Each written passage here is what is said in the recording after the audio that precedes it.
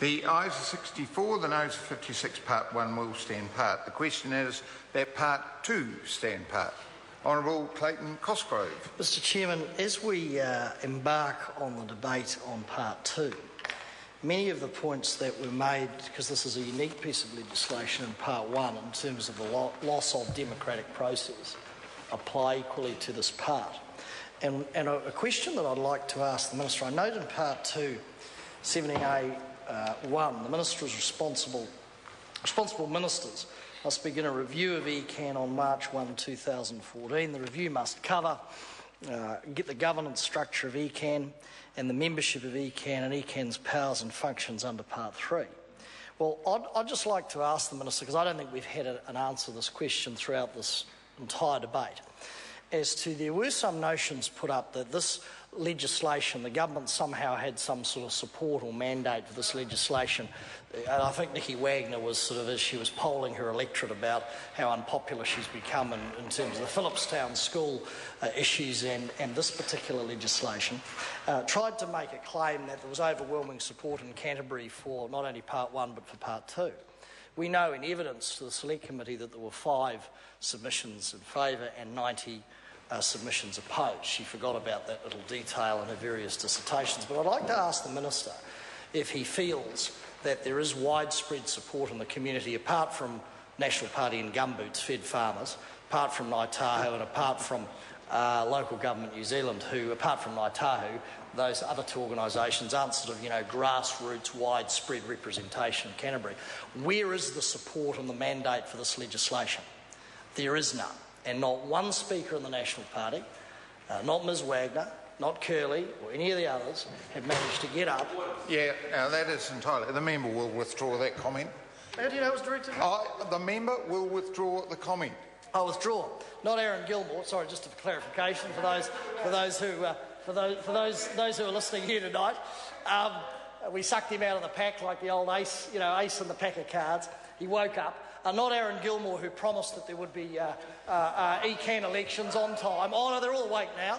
The clucker over there from Christchurch Central, they all promised there would be elections in all the low-altitude flyers on that side promised there would be elections on schedule, and then they broke that promise. So I'd like one of them to get up, the low-altitude flyer over there who's just come back into the Parliament, Mr Gilmore.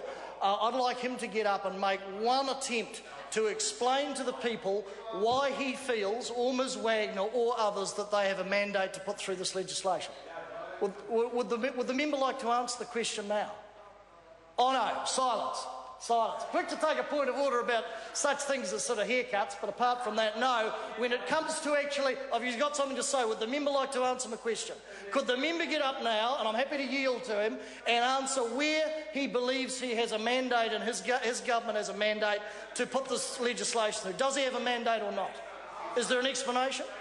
Oh, say something sensible. So that member doesn't believe that he requires a mandate or public support to put through a measure which effectively cauterises people's democratic rights in the province in which he once resided now and again over the last 2 or 3 years. So I ask him again, where's the mandate for that? Where's the mandate? Oh no, it's called an election. That member doesn't get the legislation. Look, I've got to say, it's only 3 pages long. Try reading it. It cancels an election. It cancels an election. Or doesn't the low-altitude flyer, now residing back in Canterbury, actually get it? He doesn't read the bill. He doesn't have a mandate. He says it's a silly concept to put forward. He says, say something sensible. Stop calling for a mandate.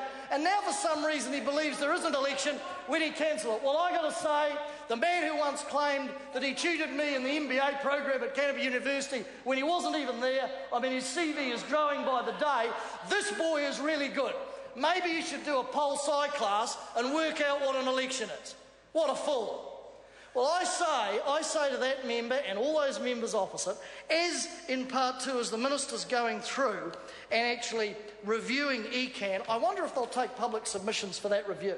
I wonder if they'll actually want to hear from the public, who by that stage of this legislation goes past will have lost their democratic rights for two election periods of time. I wonder if they'll allow people to come and say to the National Party, why is it you broke your cast iron promise? Why is it that Nick Smith said the following, I propose that this election be deferred until such time as commissioners, Mr Chair. Clayton Cosgrove. Thank you, Mr Chair. Why it is, I wonder if they, as I was saying, Mr Chair, will allow public submissions to this ministerial review so they could ask the question why it was that then Minister of Local Government, or Cabinet Minister, and he still is now, Nick Smith, said, quote, I propose that this election be deferred until such time as commissioners have satisfactorily addressed the immediate issues facing ECAN, but, quote, no later than the local body election scheduled for 2013. Now, we haven't had the minister in, that's this year, that's right. In case Aaron Gilmore missed it, the lunar calendar prevails, that's this year, 2013. He's probably got a degree in sort of astroscience as well, tacked onto the seat. He probably did.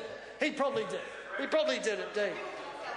The Gilmore, yeah, absolutely. So I wonder if they will take submissions, because not one minister in the chair, the Minister of Local Government, his stand-in, or any member, including the Canterbury members, and I don't count Mr Gilmore as one, he sort of flies, he's a fly-in, fly-out member now and again, not one of those members has stood up and provided a justification for this legislation. They haven't even got up and defended Nick Smith for breaking his promise and all the other cabinet ministers, because it is utterly indefensible.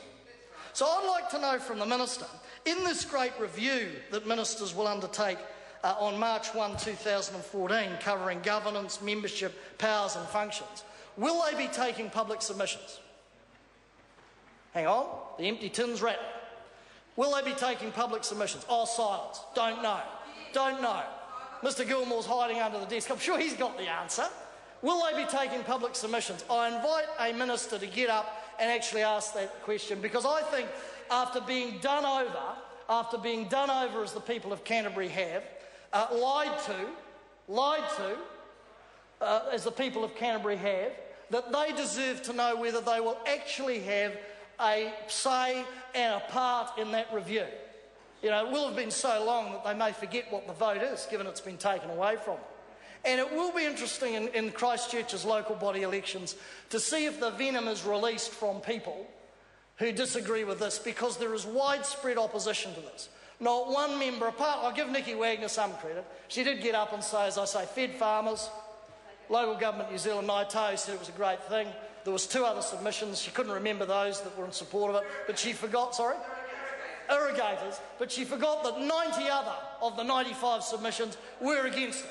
But she, in her little world, orbiting the same stratosphere that Mr Gilmore does from time to time, believe they have widespread Canterbury support. But I ask Mr Gilmore again, can he point to that support? Can he point to a mandate, given that he's the sort of fresh-faced sort of little boy who won the lollipop raffle and got back into Parliament? You know, won the lollipop raffle, got an extra packet of jelly beans and bounced back in here on the taxpayer's purse. Well, do his job tonight. He should get on his feet and he should actually answer some questions as a government member.